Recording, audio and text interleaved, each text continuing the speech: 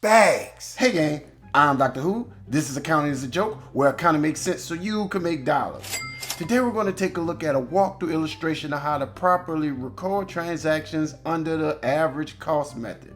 So if you're unfamiliar to the average cost method, don't fret gang, I dropped a link to get you up to speed in no time.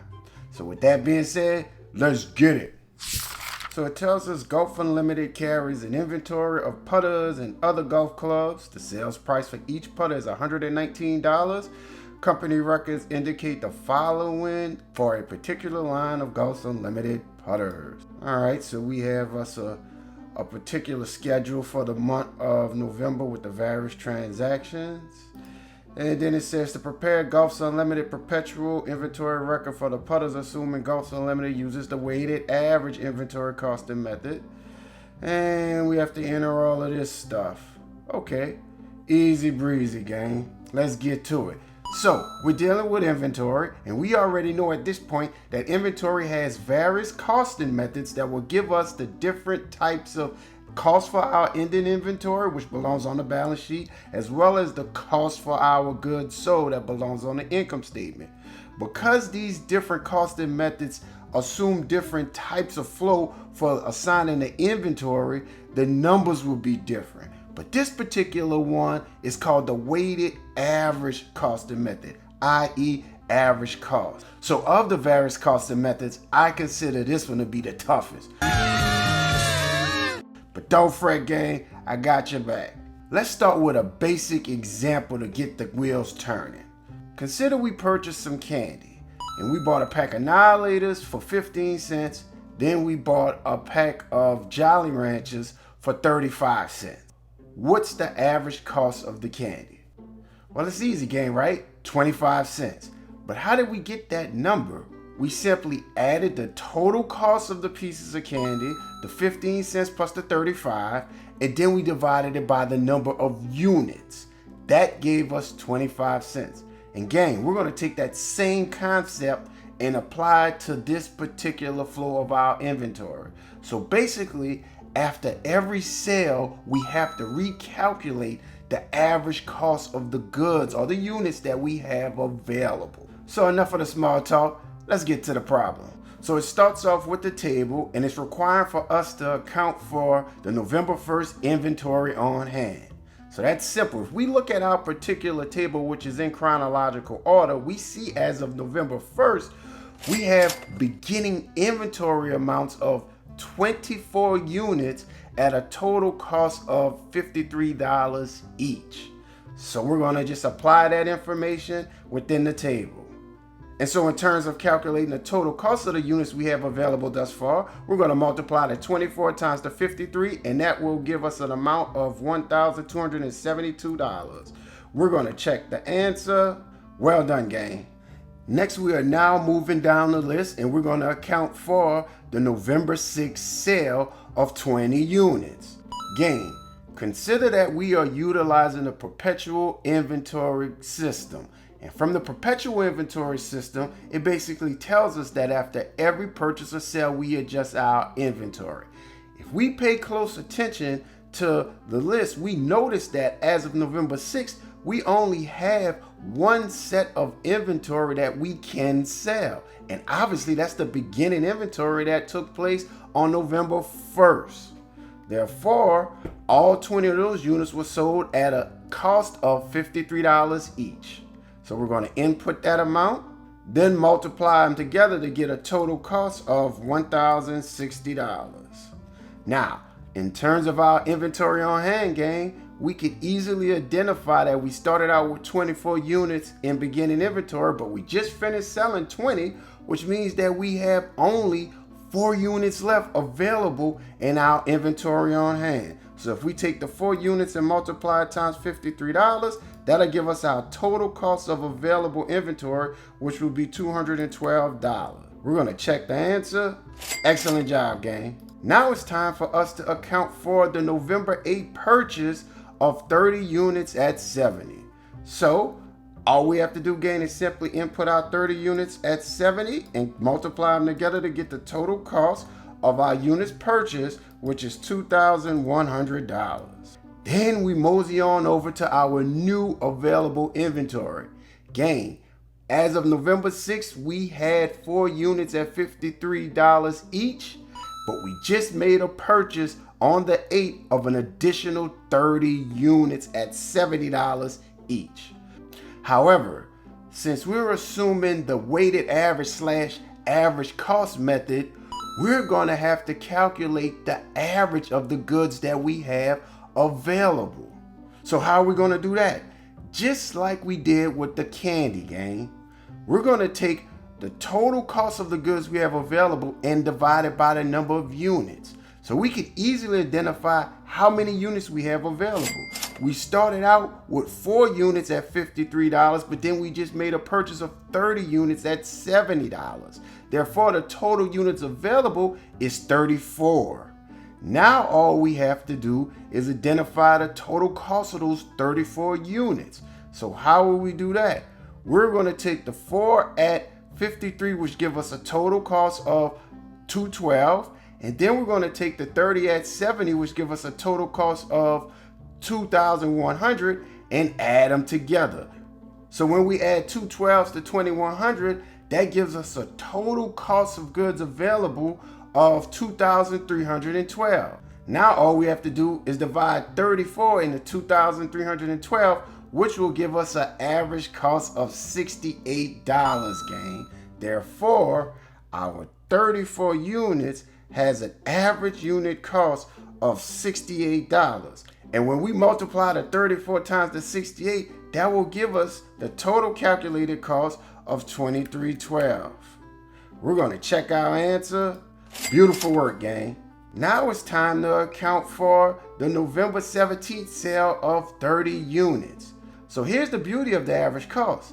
After the most recent purchase, we already know what our average cost of goods available is. It's $68. And we know how many units we have available to sell, 34. But on the 17th, we made a sale of 30 units. Gang, we already know what's the cost of those 30 units, the average cost. So we're going to put in here our 30 units at the average cost of $68. And that's going to give us a total amount of $2,040. And we're downhill from here, gang, because we know that we started out with 34 units. We just sold 30. So obviously we have what? 4 units remaining with an average cost of $68. So those 4 units at an average cost of $68 each will give us a total of $272. We're going to check the answer. Excellent job. And last but not least, we have to account for the November 30th sale of 2 units. Well, gang, this computation is a cinch because we did not have any further purchases, which would have caused us to recalculate the average cost. Since we didn't have any purchases, we're going to just keep working with the average cost that we had available previously before this sale. And so we know we had 4 units with an average cost of $68, and now we're selling 2. So obviously, those 2 units sold will be the average cost of $68 each, which will give us a total amount of $136. Likewise, the units we have left now must be adjusted from 4 units to 2 because we just finished selling 2, gang. So those 2 units that we have left in ending inventory has an average cost of $68, which will also give us a total cost of $136. We're going to check the answer. Fantastic. And so lastly, we need to calculate our totals for the purchase, cost of goods sold, and inventory on hand columns and check the answer. And so now they want us to determine the cost of ending inventory under the average cost method. Gang, we've already calculated our ending inventory in the table. So basically our total cost of the units that we have left in ending inventory is going to be $136. We're going to check the answer. Fantastic. Likewise, in terms of calculating our total cost of goods sold, that's going to be on the income statement.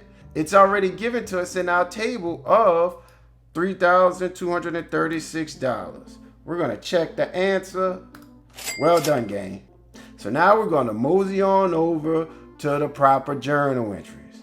And so first things first, we have to record the sale of November 6, 20 units. But remember, when we're accounting for a sale, there are always two transactions that must take place. One to account for revenue and one to account for cost of goods sold. Remember, inventory is an asset, but when you sell it, an expense arises called cost of goods sold. And so in terms of accounting for the revenue, we must consider the sales price. So if we go back to the earlier description game, we realize that we sold each putter for $119. Therefore, we will use that figure to calculate the total sale of the 20 units on November 6th. So we're going to debit accounts receivable and credit sales revenue for the 20 units at 119, which will give us a total of 2380. We're going to check the answer. Fantastic. But we still have to account for the cost of goods sold. Remember, we've already calculated the cost of goods sold for the November sale of 20 units based upon our earlier table. And so all we have to do now is debit cost of goods sold and credit merchandise inventory for the amount of $1060. We're going to check the answer. Fantastic. Moving on. Now it's time to account for the purchase of the 30 units at $70 each. This is easy breezy game. We've been doing this for quite a while, so this journal entry is a cinch. We're going to debit inventory and we're going to credit accounts payable for the total amount of $2,100. We're going to check the answer. Nice work. And now it's time for us to account for the November 17th sale of 30 units. Again, we must first consider recording the revenues based upon the sales price of $119 for each putter for those 30 units. Therefore, we're going to debit accounts receivable, credit sales revenue for the total amount of $35.70. We're going to check the answer. Fantastic. And of course, we must recognize the cost of goods sold, which we've already calculated for these particular units in our table. Therefore, we're going to debit cost of goods sold and credit merchandise inventory for the $2,040. We're going to check the answer. Well done, gang. And last but not least, we must record those measly 2 units that were sold at the end of the month by first recording the sales revenue earned of the 2 units at 119, which gives us a total of $238. So we're going to debit accounts receivable and credit sales revenue for that amount. We're going to check the answer. Well done, gang. You guys are on fire. Yup! And finally, we have to recognize the cost of goods sold, which was previously calculated for this particular sale. So we're going to debit cost of goods sold and credit merchandise inventory for the 136. We're going to check the answer. Bags all day. So there you have it, gang. A quick and beautiful illustration of how to properly make the recordings and calculate the ending inventory and cost of goods sold under the average cost method. The most difficult of them all. But my spider senses are tingling and I know that you guys have mastered this already. And if so, don't forget to like, subscribe, and share the channel with your friends so they can chase the bag as well. As always, gang, I'm Dr. Who and I love the time and energy that you guys share with me. And I'll see you soon. Bags!